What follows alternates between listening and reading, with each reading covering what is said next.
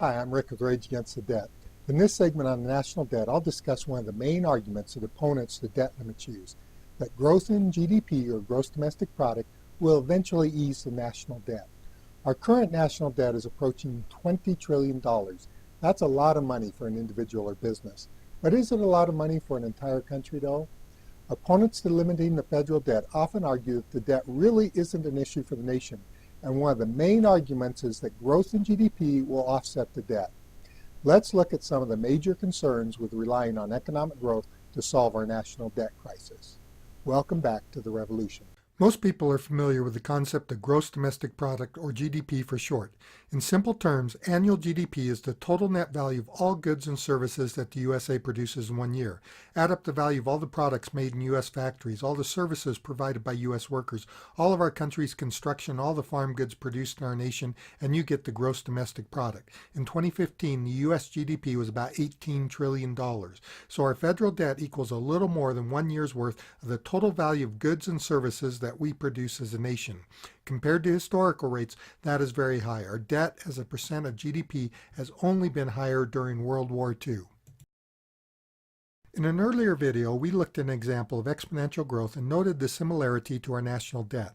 So if GDP grows at an even faster exponential rate than the national debt, then the proportion of debt to GDP will decrease, resulting in a lower debt ratio. Annual gross domestic product, or GDP, essentially represents the annual income of the entire United States.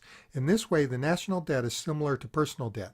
If your income increases, then you are in a better position to take on a higher mortgage with a higher monthly payment. Yes, you have more debt, but you also have more money to service the debt and potentially still have more disposable income.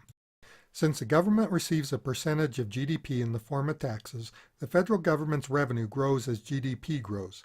So, if GDP doubles, then the government's revenue theoretically doubles as well. As GDP increases, the government's income increases, and the government is theoretically in a better position to pay a higher debt payment.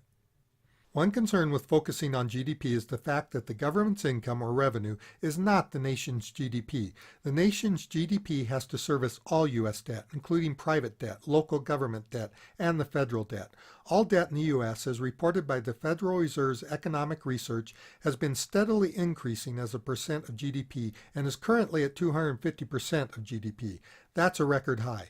And since this Federal Reserve data does not include most of the intergovernmental debt, both the federal government debt and the total debt lines would actually be several percentage points higher.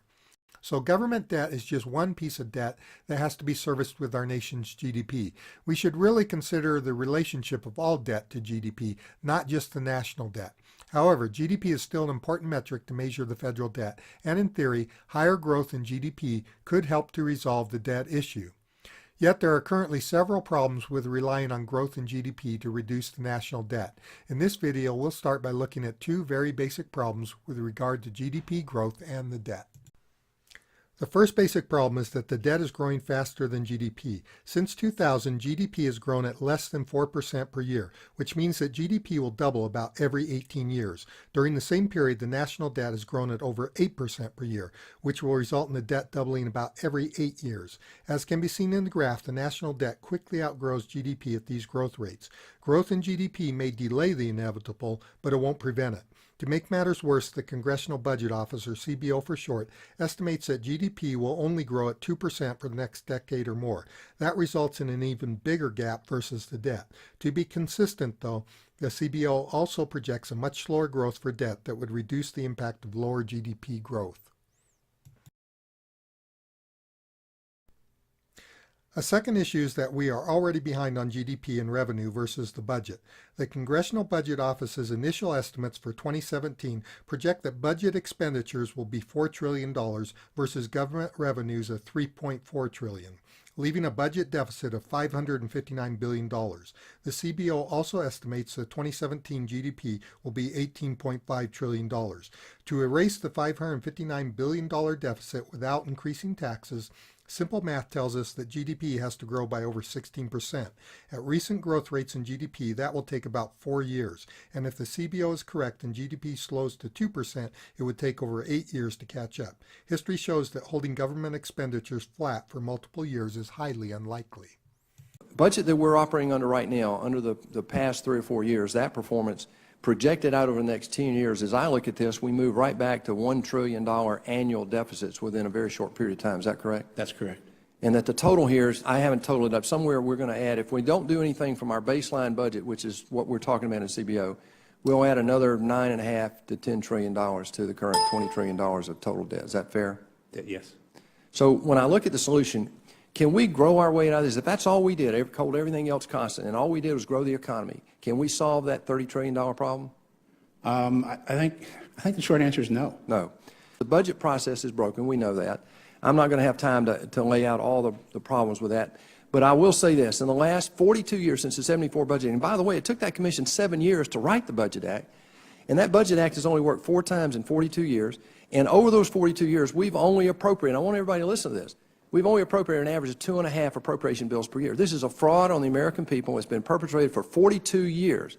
And it's time we deal with it. That's just one area that we can use to help arrest this runaway government spending. $2.4 trillion is what we spent in 2000.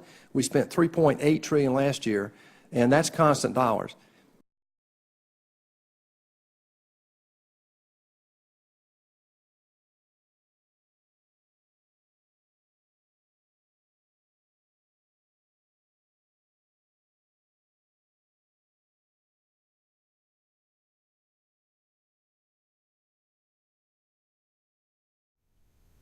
The bottom line is that there can be no realistic expectation that the issue of budget deficits and $20 trillion of federal debt will disappear due to optimistic growth projections for GDP.